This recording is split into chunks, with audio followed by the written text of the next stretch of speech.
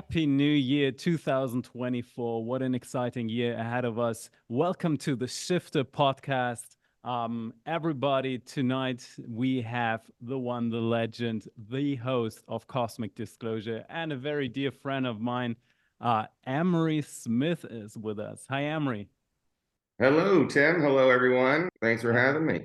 Having you is such a pleasure, and I know people will be stoked to see you. Also, you are on one of the Netflix shows. I've seen you there, Top Secret UFO Projects, which is pretty amazing. I know we talked about it a little bit in private, how that came Yeah, about, but we know you've been in the Air Force. You have several credentials of working with the military and direct contact with alien bodies too. So can you just, I mean, everyone knows you in the community, but can you give people an idea what you did and where you've been in the US?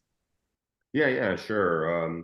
It started pretty early in age because I was part of an auxiliary Air Force unit that we have here in America called Civil Air Patrol. And then I did like 6 years of that. I started at 13, and then a couple years into it, around 16, I started to also go through the Army ROTC program. So I was doing these two programs before I went in, and I went in into the military in August of 1990, and was pretty much that's the start of the career there. I took a special program. I wanted to fly jets, and I did get my pilot's license when I was much younger before I went in, and that was part of the program for the Civil Air Patrol. They have programs for kids to get that. And I ended up doing a surgical apprenticeship program, which entails surgical assisting, surgical technology, being a medic as well. I was part of an air transportable hospital But over that, time, you didn't do it only for humans, but also for more exotic life forms, right? yeah, like what happened was my career, and I was asked to do some moonlighting positions, which means, in addition to your normal work, they have stuff, after work that, if you qualify for it, you could do it. So I really thought I was going to be harvesting fallen soldiers' organs, but it wasn't that. It was actually dissecting and getting tissue samples of tissue from unknown origin. Yeah, and you tell that story on the Netflix show, and it's pretty creepy at times, right? Because you Yeah, see this weird arm that obviously yeah. wasn't human. Well, it was like for the first, 12 months, it was pretty much pieces of tissue, maybe a muscle, maybe skin, it was, or an organ. And I would be maybe dissecting a nerve out of it, or an artery, or a vein, or whatever they wanted me to do. Then, partial bodies were coming in, and first was like a hand and an arm and then a leg, and the next thing you know, it's a torso, or and these were phantasmically something that looked like it came right out of a sci-fi movie. But it was real organs, real tissue. We doing genetic DNA samples too on these things. I'm not allowed to ask where they come from. I'm not allowed to, it's very compartmentalized. There's no like, hey, where'd this guy come from? Even they said that, 3% of the stuff that I operate on, 3 to 5% of the stuff that I operate on is going to be probably fake. So if I ever were to go out, and tell the world what would happen, which I never planned to, really wanted to do anyway. I was forced to because they were threatening my life over some other things. That's how you became But one of the most well-known insiders in the field. So let's ask the one question, and I know everyone on this, in our viewership, they know we are not alone in this ever-growing universe full of life forms and full of non-terrestrial life forms as well. But let's ask the one question: how much does the government know, Emery? the government and governments are not all in the know. So like when I was working at Sandia Labs and Los Alamos Labs, these laboratories, like Sandia Labs is actually on Kirtland Air Force Base. And it's got its own security force team there. Now, these labs go very, very deep in the ground.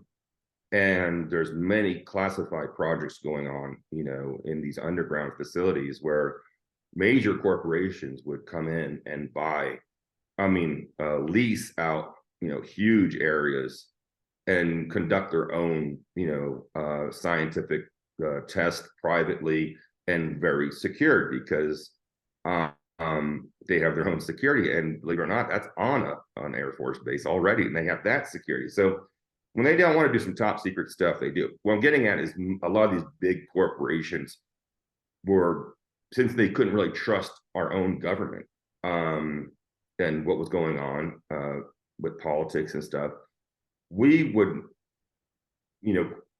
hire corporations like Boeing and all these other major, like Raytheon, and we would hire them to make things for us, whether it's missiles or bombs or whatever. And we wouldn't know, like when I'm saying we, meaning the military wouldn't always know. However, since the military was we have our own units for downed and crashed, UFOs, all sorts of anything that comes into the system that, we have teams for that. And we shoot down a lot of craft. And, it's nice because there are more whistleblowers coming out this, nowadays. And it's getting out that, hey, this is a real part of the military that you don't hear about. And there is now, above the military, there's another kind of military, a space faring military. And a lot of these craft that people are seeing now are actually our craft. It's not like the Tic Tac and stuff. Those are not. They're redesigned, right?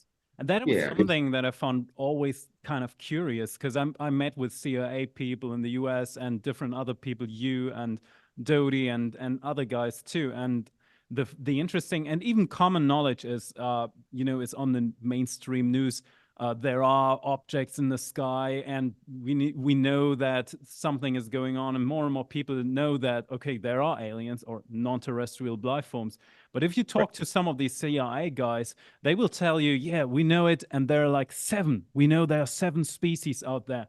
And me, or at the group that I was working on, I know we have documents and documentation of over 10,000 species, and these are only species that they were interested in, and not even counting the millions and millions of species that were just not interesting. So it seems to be very compartmentalized, right? Yeah, it's very compartmentalized, and it's not abnormal for one corporation or part of the military, hiding a different entity, another being. It's not like all reported to the same jurisdiction. So, and a lot of the stuff, of course, is used for reverse engineering. So the government, they're aware of this going on. They don't know the particulars, but they know it's real. All the presidents know, but they don't know exactly, what's going on. And they just know, yes, we have ETs, and we keep them in different places around the world, and the bodies, I mean. But we also have live ETs that we work with. And some of that has actually got out, as you know, with Richard Doty talking about EB1 and all that EB2 stuff. But there's a lot more than just that. We actually work with ETs, not against their will.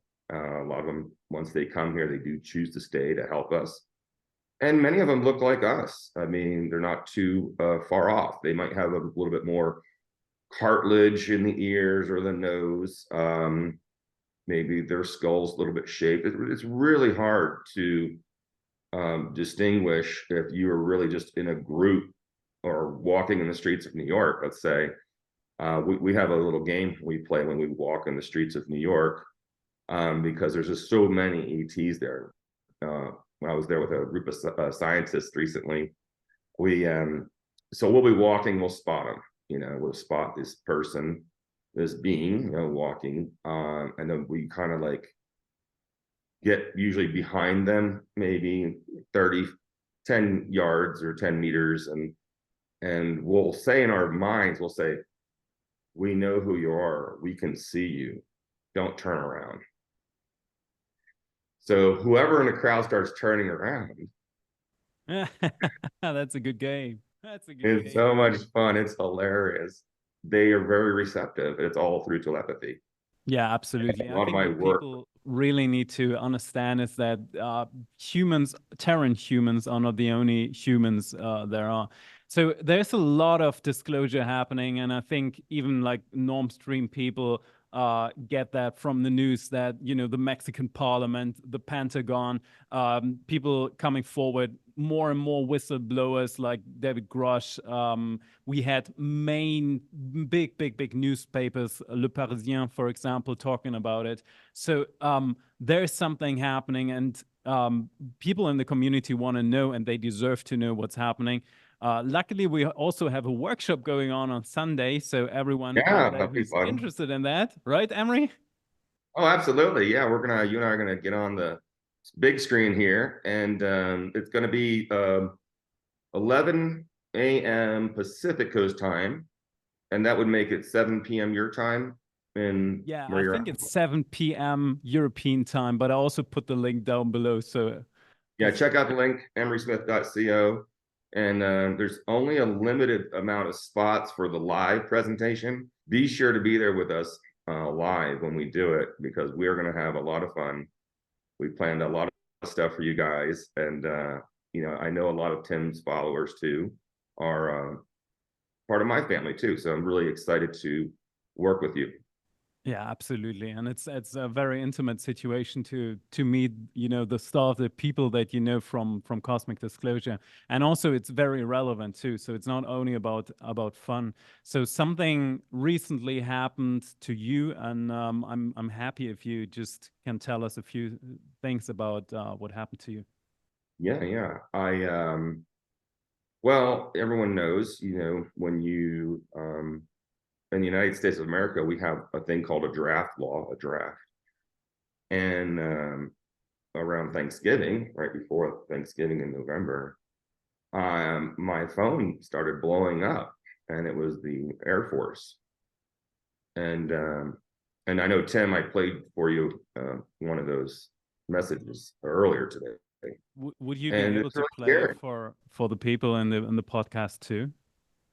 I'm gonna do it on probably Sunday. Okay, let's do it on the Yeah, on on Sunday. Okay. Sunday. But what happened was they were trying to get a hold of me, and they were reactivating me. So they wanted me to, come back in. And you have to understand, I haven't been in, how many years now? Oh my gosh, it's been 30 years, 23 years since we've done anything. And so I was concerned, and I didn't really want to go back in. But however, I was also thinking they probably need me because of the craft that was outside of Jupiter uh, for many, many years. It has made its way back near planet Earth. So I was trying to think of all the different reasons why they would recall me. And the number one reason I could think of was this craft, because I was being debriefed on this craft. And what they would need me for is some of the telepathic communications that, if they're going to make themselves known, or, there's going to be, they have a whole list of what would happen, and I'm one of those part of those people on the team. I had just recently moved, and so they said on the message, you gotta call in, you gotta come in. And I'm like, man, I'm turning 52 this month, and I'm just thinking, I just had, triple hernia surgery from the VA and stuff. I'm thinking, I'm just not fit for this stuff. But they didn't want me, run around with a gun or anything. They needed my skill set to help them with something, a project. And then that led me to call my Air Force people that I know, my commanders and things that I'm still in contact with. And people like Richard Doty, even. I was calling him. I called David Adair, and thank God I called David Adair. because And it's it already happened happening. to some of the UFO people that we know in our community. You mentioned David Yes, Adair. It happened to him too, right? They tried yes, to draft him yeah. too. They try to draft him as well. And David's like, can I swear on here? Yeah, please. David Adair's like, are you guys crazy? Have you seen what I looked like lately? I can't even park my car and get into the Walmart without losing my breath. Blessings to Dave's heart, right? It's so good that he's with us. So good. Yeah, and he just had his third heart attack and just got out. So yeah, it's been a rough time. We've been helping him out though. So he's not going anywhere, not on our watch. He tried to. We can feel that times are really serious right now, and it's really like time relevant. 2024 just begun, and we already feel that Mhm. disclosure is more than ever. And I'm very happy that you and I are going to have a talk about it, and also mention what's happening currently in all the news in the upcoming workshop on Sunday. So hopefully we Yes. see a lot of the people on the audience so we can answer live questions and also do it in a community, right? Yeah, that's the great thing about these webinars that we do because it reaches a lot of people, and you get to be intimate with Tim and I and ask some questions at the end. We'll do a little Q&A maybe. Good thing about this is I'm already part of it, so I don't have to join. I'm already there, which is great. Just one last question before we end this episode of the Shifter podcast. And everyone, thank you so much for listening. But one last question, Emery. How's David Adair doing? Because I get the messages all the time. Yes. Oh my goodness, David Adair has put me through some heck here as a patient, but he's a very compliant patient, the best patient I have actually, one of the best. So he had a heart attack, in November, another one, and then we were supposed to do a webinar, him and I together in December, and then he had another heart attack.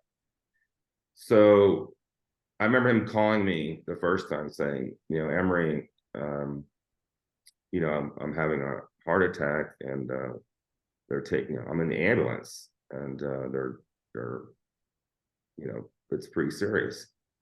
And he made it. And then on the third time, he called me. Oh, it was funny because we had a webinar for this coming weekend, and he called me. It was like on a Saturday or Sunday, and he called me on a Monday, and he's like, "Oh, I'm in the ambulance. I'm on the way to the hospital." He goes, I don't think I'm going to be able to do a webinar. So we already had scheduled it, did everything. So I said, well, to everyone, we'll just postpone it and we'll wait to see, how you do. And he actually, unfortunately had another heart attack. So they shocked him, they got him back, and he had a near-death experience, that's out-of-body experiences.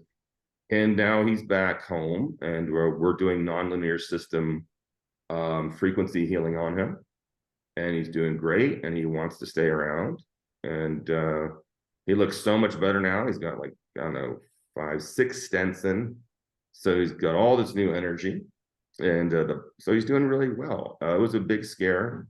Everyone knows David Adair and I are working on some big projects, and I was really worried about these projects getting put, behind, and now we're okay. He's okay. And you can watch, by the way, if you want to go back to emerysmith.co, you can actually watch that webinar on the website. So go check it out. It's Emery Smith with David Adair on emerysmith.co. You can put the link there. You've seen it there, Tim. I'm so And glad to know that Dave is yeah, good and he's doing great. he's doing really good. The other thing I wanted to mention to you guys is I'm also on the Discovery Channel show called Mystery at Blind Frog Ranch with Dwayne. You know Dwayne Ollinger. I love Dwayne. I hope he's on Shifter podcast soon. For sure. They brought me in to do some materials testing, some genetic testing, and some other stuff. But we're on season 3. The final episode of season 3 is tonight, actually. It's a really exciting, it's right down the road, 30 miles from Skinwalker Ranch, which I don't believe in. That's a hoax. But at Blind Frog Ranch, there is a giant craft underground. And amongst other amazing things. And, please watch it. It is one of those ones that you'll binge watch the whole weekend. I don't know if you've seen it yet, Tim. I have not. Well, I'm in Europe, and unfortunately, there's some restrictions. But I might get a VPN, and then I'm watching it because I love Yeah, Dwayne, and I see him post about it. it's funny because just wrote to, I don't know, American Picture Association or something. They're so mad because they want it aired in Russia, but Russia doesn't air Blind Frog Ranch on Discovery Channel. We used to be like number 100, you know, and just to get in the top 100 is amazing. And now we're all up to 16 rate, that's number 16. So we're trying to get to number 1. Oh, that's awesome. You know, fingers crossed for that. So everyone out there, if you're interested in that, it's on the Discovery Channel. It's with Dwayne Ollinger and Emery Smith. If you want to see Emery speaking about some of his experiences, top secret UFO projects on Netflix. If you're interested in me and Emery doing it together, there's lots and lots of content of Cosmic Disclosure on Gaia TV too. If you want to hang out with us on Sunday privately, go to emerysmith.co. There is also a link in the description. Limited space only, but we're working on that. Everyone, thank you so much for watching this Shifter podcast with Emery Smith. Emery, thank you so much for being our guest tonight. Oh, it's always a pleasure, Tim. Thanks for having me. And thank you everyone else out there for your support. Bye, everyone.